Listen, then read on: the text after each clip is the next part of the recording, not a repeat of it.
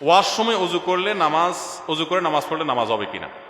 অজুখানায় বিশেষ করে যেখানে কমোড প্যান আছে টয়লেটের, সেরকম জায়গায় যদি আপনি অজু করেন, তো সেখানে যদি কোনো আড়াল না থাকে, তো এখানে অজু করতে গেলে বিসমিল্লাহ বলা উত্তম, সুন্নাহ। তো সেই সুন্নত কাজটা করতে গেলে আপনার অজুখানাতে আল্লাহর নাম, টয়লেটের মধ্যে আল্লাহর নাম নিতে হবে। টয়লেটে আল্লাহর নাম মুখে উচ্চারণ করা মাকরুহ, নিষিদ্ধ। সেজন্য অজু যদি আপনার টয়লেটেই করতে হয়, তাহলে অজু করে নামাজ পড়তে পারবেন। শর্ত হলো বিসমিল্লাহ মুখে উচ্চারণ করবেন না, মনে মনে থাকবে।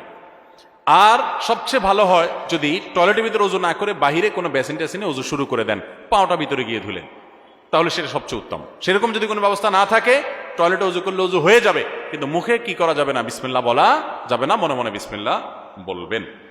আর যদি সুযোগ থাকে তাহলে নিজের বাসা বাড়ির টয়লেট হলে সেখানে অজুর জন্য যে টেপ বা বেসিন রাখা আছে ওইটার সাথে কমোডের সাথে যাতে একটা পার্টিশন হয়, ওয়াল দিয়ে দিতে পারেন, অথবা আজকাল অনেক প্লাস্টিকের পর্দা আছে সেগুলো দিয়ে দিতে পারেন। এরপরে প্রশ্ন হলো, স্বপ্নে নিজের মৃত্যু দেখলে কি হয় এবং কালিমা পড়লে কি হয়। স্বপ্নে আপনি কালিমা পড়তে দেখলে ভালো, আলহামদুলিল্লাহ। আর মৃত্যু স্বপ্নে দেখলেই মানুষ মরে যাবে, ব্যাপারটা এরকম না। স্বপ্নের ব্যাখ্যাটা খুব সূক্ষ্ম একটা বিষয়।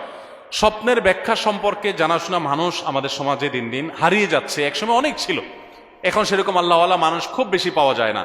তো স্বপ্নের যদি কোনো কিছু দেখার পর আপনার মধ্যে অস্থিরতা কাজ করে, পেরেশানি কাজ করে, কখনো কখনো মানুষ এমন স্বপ্ন দেখে যেটা জাস্ট পেরেশানির কাজ, যে সাইকেল চালা যাচ্ছেন, অস্থির, আপনার গাড়ি ছুটে যাচ্ছে, কোনো একটা পেরেশানি হচ্ছে, উপর থেকে পড়ে যাচ্ছেন, এগুলো নর্মালি শয়তান দেখা মানুষকে পেরেশান করার জন্য।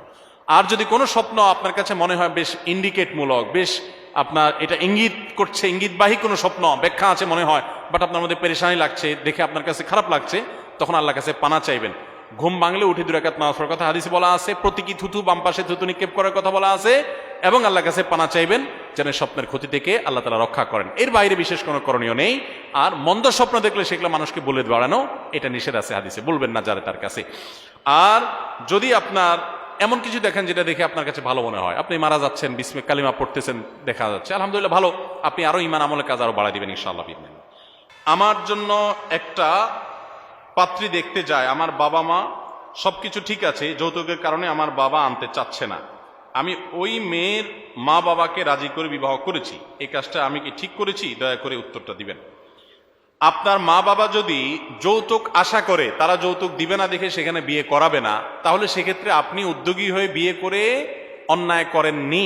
বিশেষ করে দ্বীনি কারণে, মা বাবা যদি দ্বীনি কারণে আপনাকে কোথাও বিয়ে করতে বাধা না দেয়, বরং উল্টোটা করে, অর্থাৎ মেয়েটা ধার্মিক সেজন্য এখানে বিয়ে করাবে না, তারা একটু ইয়ো টাইপের মেয়ে চায়, ছেলেটা একটু ধার্মিক সেজন্য বিয়ে করাবে না, ছেলে দাঁড়িয়ে আছে, তারা একটু আপনার দাঁড়ায় পেশাব করা টাইপের পোলাপান চায়, তো এরকম যদি চায় তাহলে সেক্ষেত্রে মা বাবার সেই চাওয়া পূরণ করতে আপনি বাধ্য না। তবে মা বাবাকে আপনি বুঝায়া যদি লাইনে আনে করতে পারেন সেটা হবে সবচেয়ে উত্তম, সেটাই করা উচিত আপনার।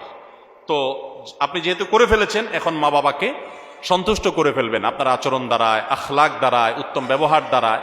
কোনোভাবে তাদের সাথে বেয়াদবি হয় এরকম কিছু করা কোন অবস্থাতেই জায়েজ হবে না।